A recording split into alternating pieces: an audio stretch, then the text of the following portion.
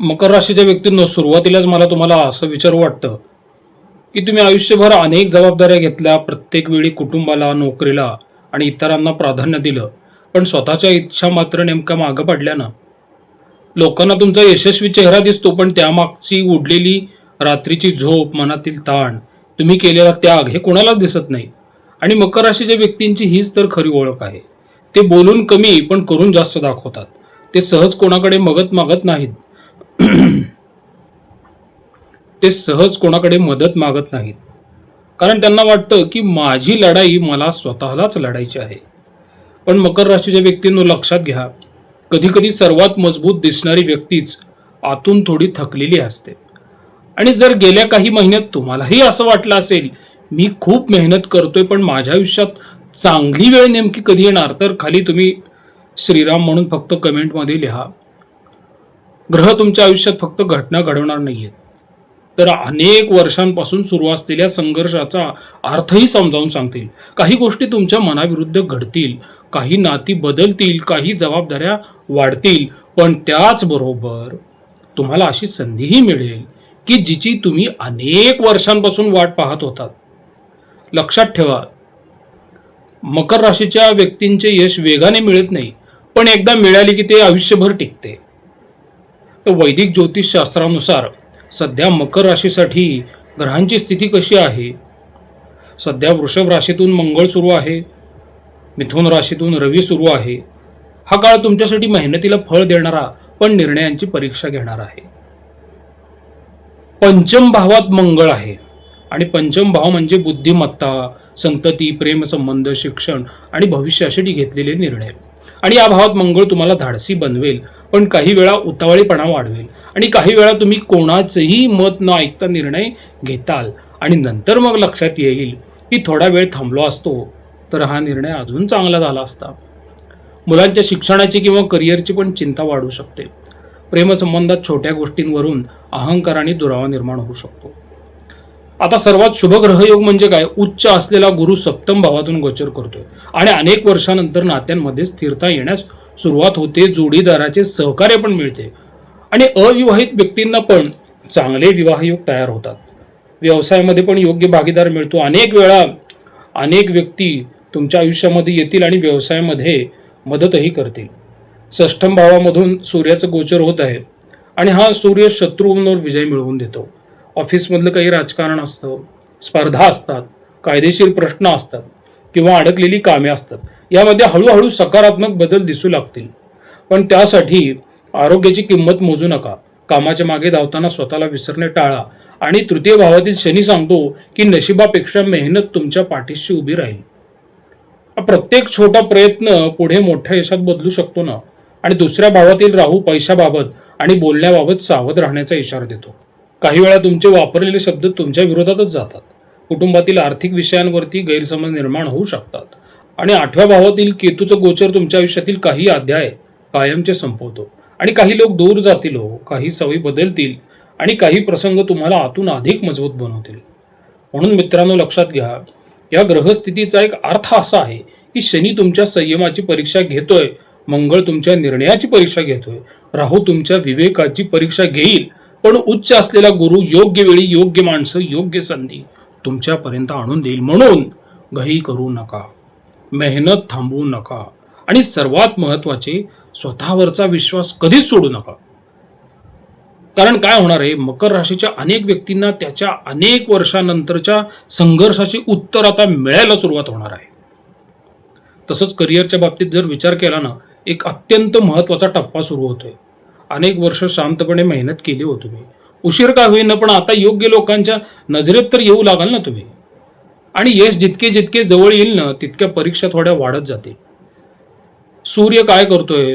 तुमच्या कामाच्या ठिकाणच्या स्पर्धा वाढतोय. काही सहकारी तुमच्या कामावर टीका करतील, काही लोक तुमच्या चुका शोधण्याचा प्रयत्न करतील आणि काही जण तुमचे श्रेय स्वतः घेण्याचा प्रयत्न करू शकतात.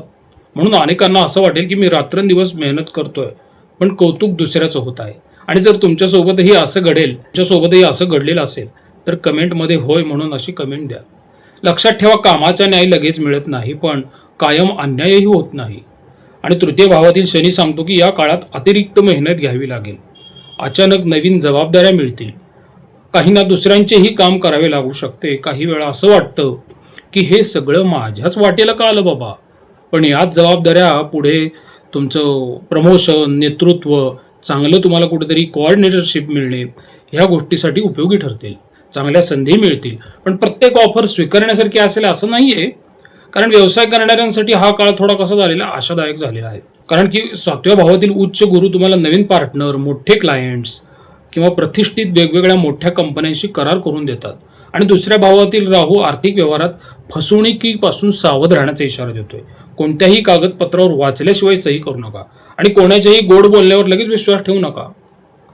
तोंडी व्यवहार तर टाळलाच पाहिजे. मित्रांनो, लक्षात घ्या, या काळात ग्रह तुम्हाला एक मोठा धडा शिकवत आहेत. तुमची खरी स्पर्धा दुसऱ्यांशी नाहीये, तर कालच्या स्वतःशी आहे. जर तुम्ही प्रामाणिकपणा, शिस्त ठेवली, संयम ठेवला ना, तर पुढील 25 दिवसाचा काळ तुमच्या करिअरमध्ये अत्यंत चांगला राहील. जिथे लोक तुमच्या पदामुळे नाही हो, तर तुमच्या कामामुळे तुम्हाला ओळखतील. म्हणून मला आता कमेंटमध्ये सांगा की तुम्ही सध्या नोकरी करत आहात का, व्यवसाय करत आहात का, प्रमोशनची वाट पाहत आहात की स्वतःचा व्यवसाय सुरू करण्याच्या विचारात आहात. तुमच्या इच्छेनुसार खाली कमेंटमध्ये उत्तर द्यावं. कुटुंब आणि वैवाहिक जीवनाचा जर विचार केला ना, तर इथं सुद्धा परिस्थिती थोडी संयमाचीच आहे.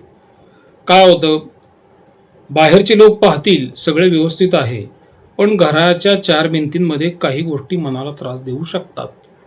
कारण दुसऱ्या भावातला राहू कुटुंबात गैरसमज, पैशात वाद ह्या गोष्टी निर्माण करतो. गैरसमज तर जास्त टोकाला नेतो. समोरची व्यक्ती त्याचा वेगळा अर्थ काढते आणि मग मनात एकच विचार येईल की मी असं काही बोललोच नव्हतो. याच गैरसमजातून नात्यांमध्ये दुरावा निर्माण होऊ शकतो. आणि सप्तम भावातील उच्च गुरु काय करतो, नातं टिकवण्याचा प्रयत्न करेल. पण अहंकार वाढला तर गुरुचाही प्रभाव कमी जाणवू शकतो. आणि काही विवाहित व्यक्तींना असं वाटेल की आमच्यात प्रेम आहे पण पूर्वीसारखा संवादच राहिलेला नाही. जोडीदार कामात व्यस्त असतो, तुम्ही जबाबदाऱ्यांमध्ये व्यस्त असता आणि या धावपळीत एकमेकांसाठी वेळच उरत नाही. आणि याच गोष्टी पुढे मोठ्या भावनिक अंतराचे कारण बनू शकतात. आणि हा जो मंगळ चालू झालेला आहे ना, तो संतती बाबतीत थोडी चिंता निर्माण करतो. शिक्षणाची, करिअरची किंवा त्यांच्या निर्णयावरून संततीबरोबर मतभेद होतात. त्यामुळे मुलांवरती जास्त ओझे टाकू नये सध्या तरी. आणि प्रेमसंबंधात असलेल्या व्यक्तींनी हट्टीपणा करू नये आणि संशय पण घेऊ नये. पुढे आयुष्यभराची खंत ह्या गोष्टी देतील नाही तर. आणि अविवाहित व्यक्तींनी विवाहाचा निर्णय तर घाईघाईने घेऊ नये, पण विवाहाचा योग तयार तर झालेला आहे. फक्त आर्थिक स्थिती किंवा बाह्य आकर्षण पाहून निर्णय जर घेतला विवाहाचा, तर पुढे मतभेद निर्माण होतील. या काळात विशेष काळजी घ्या. घरातील वाद बाहेरच्या लोकांसमोर मांडू नका. पैशाचे व्यवहार नातेवाईकांसोबत स्पष्ट ठेवा. आणि रागाच्या भरात जोडीदाराला दुखावणारे शब्द बोलू नका. मुलांवर स्वतःचे स्वप्न लादू नका. आणि तिसऱ्या व्यक्तीच्या बोलण्यावरून आपल्या नात्यांमध्ये संशय घेऊ नका, जे तुम्ही सारखं करता. घर तुटायला मोठे कारण लागत नाही. कधी कधी एक चुकीचा शब्द, एक गैरसमज आणि एक हट्टी निर्णय पुरेसा असतो. म्हणून कसं आहे, या काळात वाद जिंकण्यापेक्षा नातं जपण्याचा प्रयत्न करा. कारण कसं आहे, काही नाती पुन्हा जुळतात, पण काही तुटली की आयुष्यभर फक्त आठवणी उरत असतात. म्हणून मला आता तुम्ही प्रामाणिकपणे कमेंटमध्ये सांगा की सध्या तुमच्या आयुष्यात सर्वात मोठी चिंता कोणती आहे. वैवाहिक जीवन, प्रेमसंबंध, कुटुंबातील मतभेद की मुलांचे भविष्य. तुमच्या इच्छेनुसार तुम्ही कमेंट द्या. आर्थिक स्थितीचा जर विचार केला तर सध्याचं ग्रह गोचर जे आहे हे एक मिश्र चित्र दाखवत आहे. कमाईचे मार्ग वाढतील, पण त्याचबरोबर खर्च आणि आर्थिक जबाबदारीही वाढतील. आणि द्वितीय भावातील राहू असल्यामुळे पैशाच्या बाबतीत काही अनपेक्षित घटना घडू शकतात. अडकलेले पैसे उशिरा मिळतात. काही वेळा पैसे मिळण्याचे आश्वासन मिळेल, पण प्रत्यक्षात रक्कम हातात येण्यास विलंब होऊ शकतो. आणि जर तुम्ही व्यवसाय करत असाल ना, तर ग्राहकांकडून पेमेंट उशिरा मिळाल्यामुळे आर्थिक नियोजन बिघडू शकते. आणि काहींना नातेवाईक किंवा मित्रांकडून आर्थिक मदतीची मागणी होऊ शकते. आणि अशा वेळी भावनेपेक्षा परिस्थितीचा विचार करा. कारण 7व्या भावातील उच्च गुरु व्यवसाय, पार्टनर किंवा करारातून लाभ मिळवून देतो. आणि जोडीदाराच्या उत्पन्नात वाढ होण्याची किंवा कुटुंबाच्या आर्थिक स्थितीची सुधारणा होण्याची शक्यता आहे. मात्र 5व्या भावातील मंगळ जोखमीच्या गुंतवणुकीकडे आकर्षित करतो. लवकर दुप्पट पैसे व्हावे किंवा कुठलं तरी असं प्रलोभन तयार करणारी योजना. काही जण शेअर बाजार, क्रिप्टो किंवा घाईघाईने निर्णय घेऊन पैशाचं नुकसान करतात. आधीही तुमचं नुकसान झालेलं आहेच. घर, वाहन, मुलांचे शिक्षण किंवा आरोग्यासाठी अचानक मोठा खर्च होण्याची शक्यता नाकारता येत नाही. म्हणून बचत करण्याची सवय या काळात तुमचा मोठा आधार आहे. लक्षात ठेवा, या काळात पैसा कमवण्यापेक्षा तो योग्य ठिकाणी वापरणे आणि टिकवणे अधिक महत्त्वाचे आहे. आज केलेले आर्थिक नियोजन उद्याच्या अनेक संकटांपासून तुम्हाला वाचवू शकते. म्हणून मला आता कमेंटमध्ये सांगा की सध्या तुमचा सर्वात मोठा आर्थिक ताण कशामुळे आहे? कर्जामुळे आहे, घर खर्च आहे, मुलांचे शिक्षण आहे, व्यवसाय आहे का आरोग्य आहे? आपल्या इच्छेनुसार आपण कमेंटमध्ये उत्तर द्या. आरोग्याच्या बाबतीत जर विचार केला की नाही, तर सध्याची ग्रहस्थिती कशी आहे याच्यामध्ये निष्काळजीपणा टाळणे अत्यंत महत्त्वाचे आहे. 6व्या भावातला सुरू रोगांवर मात करण्याची शक्ती देतो, पण कामाचा ताण वाढतो. वेळेवर जेवण न करणे, अपुरी झोप, सततची धावपळ, पचनाच्या तक्रारी, ॲसिडिटी, रक्तदाबाचे चढ उतार जाणवू शकतात. आणि पंचम भावातील मंगळ काय करतो? अस्वस्थता वाढवतो, चिडचिडपणा वाढवतो. त्यामुळे नियमित व्यायाम, पुरेशी झोप, संतुलित आहार याकडे दुर्लक्ष करू नका. लक्षात ठेवा, कसं आहे, काम पुन्हा करता येईल हो, पण बिघडलेले आरोग्य परत मिळवण्यासाठी आयुष्य किती वाया जाईल तुमचं? म्हणून सध्या तुम्हाला सर्वात जास्त त्रास कशाचा आहे? झोपेचा आहे का, मानसिक ताण आहे का, पचनाचा आहे? तुमचं उत्तर आपल्या आपल्या इच्छेनुसार कमेंटमध्ये द्यावे.